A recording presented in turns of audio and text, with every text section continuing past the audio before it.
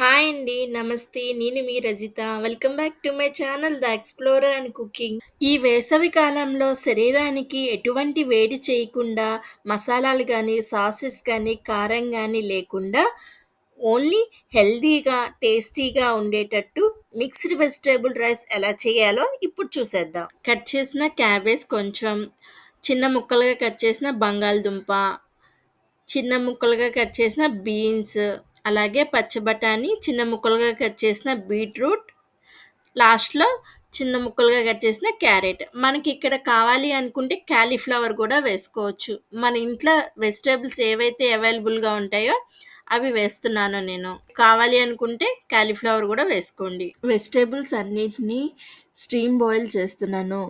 Already ఒక గిన్నెలో కింద నేను వాటర్ పోసేసి వెజిటబుల్స్ పెట్టేశాను.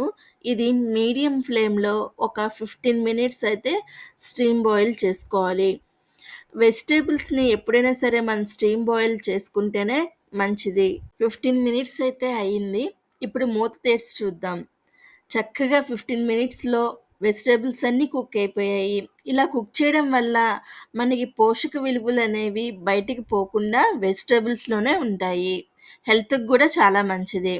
ఇప్పుడు స్టవ్ ఆపేసుకుందాం. మిక్స్డ్ వెజిటబుల్ రైస్‌కి నేను ఆల్రెడీ ఇంగ్రీడియెంట్స్ అన్నీ కట్ చేసి పెట్టుకున్నాను. అవేంటో చూద్దాం. ఒక చిన్న సైజు కొబ్బరి ముక్క పైనున్న బ్లాక్ పార్ట్ తీసేసి తురుముకున్నాను. అలాగే ఒక ఉల్లిపాయని స్లైసెస్ కింద కట్ చేసుకున్నా.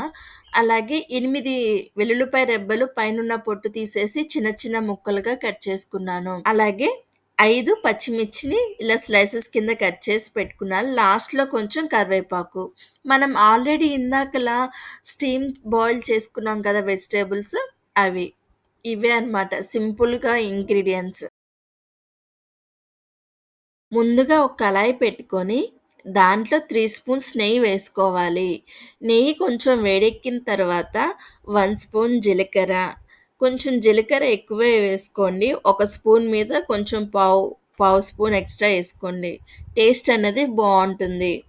అలాగే మీరిక్కడ నెయ్యి బదులు ఆయిల్ అయినా వేసుకోవచ్చు. నెయ్యి వేయడం వల్ల ఏంటంటే టేస్ట్ అనేది ఇంకా బావుంటుంది. అందుకే నెయ్యి వేస్తున్నాను. అలాగే సన్నగా కట్ చేసిన వెల్లుల్లిపాయ రెబ్బలు వేసుకోవాలి. అవి కొంచెం వేగిన తర్వాత కరివేపాకు కొంచెం వేసుకోవాలి. స్లైసెస్ కింద కట్ చేసిన పచ్చిమిర్చి 5, అలాగే స్లైసెస్ కింద కట్ చేసిన ఉల్లిపాయ 1 అవి వేసిన తర్వాత ఒకసారి బాగా కలుపుకొని హాఫ్ స్పూన్ పసుపు, హాఫ్ స్పూన్ ఉప్పు ఒకసారి మొత్తం కలుపుకొని ఒక 5 మినిట్స్ వేగిన తర్వాత మనం ఇందాకలా స్టీమ్ బాయిల్ చేసుకున్నాం కదా వెజిటబుల్స్‌ని అవన్నీ దీంట్లో వేసేయాలి. వేసి ఒకసారి మొత్తం కలుపుకోవాలి. అలా 10 నిమిషాలు కలుపుకుంటూ వేయించుకోవాలి. మనం ఎక్కువసేపు వేయించుకోవాల్సిన అవసరం లేదు. ఎందుకంటే మనం ఆల్రెడీ ఈ వెజిటబుల్స్ అన్నిటిని స్టీమ్ బాయిల్ చేశాం కాబట్టి చాలా తొందరగానే వేగిపోతాయి. ఇలా వేగిన తర్వాత ఒక చిన్న సైజు కొబ్బరి ముక్క ఆల్రెడీ నేను తురిమి పెట్టుకున్నాను కదా! ఆ తురుముని వేసేయాలి. ఇక్కడ కొంచెం ఎక్కువైనా కొబ్బరి తురుము వేసుకోవచ్చు. కొబ్బరి అనేది హెల్త్‌కి చాలా మంచిది. అలాగే టేస్ట్ కూడా చాలా బావుంటుంది. అందుకే కంపల్సరీ ఈ కొబ్బరి అనేది వేసుకోండి. ఒకసారి మొత్తం బాగా కలుపుకున్న తర్వాత ఒక 5 మినిట్స్ వేగనివ్వాలి. 5 మినిట్స్ వేగిన తర్వాత నేను ఆల్రెడీ బాయిల్ చేసి పెట్టుకున్నాను రైస్. 1 కప్ వేస్తున్నాను. రైస్ క్వాంటిటీ తక్కువ ఉండేటట్టు, వెజిటబుల్స్ ఎక్కువ ఉండేటట్టు చూసుకోండి ఎప్పుడైనా సరే. హెల్త్‌కి చాలా మంచిది. దీనికి ఇంకా సెపరేట్‌గా కర్రీ చేయాల్సిన అవసరమే లేదు. అలాగే ఇంకోటేంటంటే దీంట్లో కారం అనేది మనం వేయనవసరం లేదు. ఆల్రెడీ పచ్చిమిర్చి వేసాం కదా!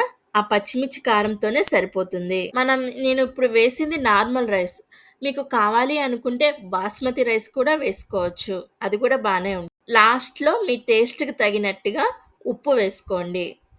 నేనైతే ఒక 1 స్పూన్ వేస్తున్నాను.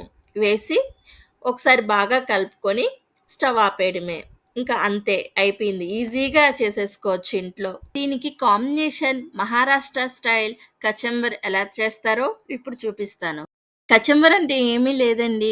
ఉల్లిపాయ, క్యారెట్, కొత్తిమీర, టమాటా చిన్న చిన్న ముక్కలు కట్ చేసి వేసేసుకున్న తర్వాత, దీంట్లో ఒక స్పూన్ మటికే పెరుగు వేస్తారు ఇక్కడ వాళ్ళు.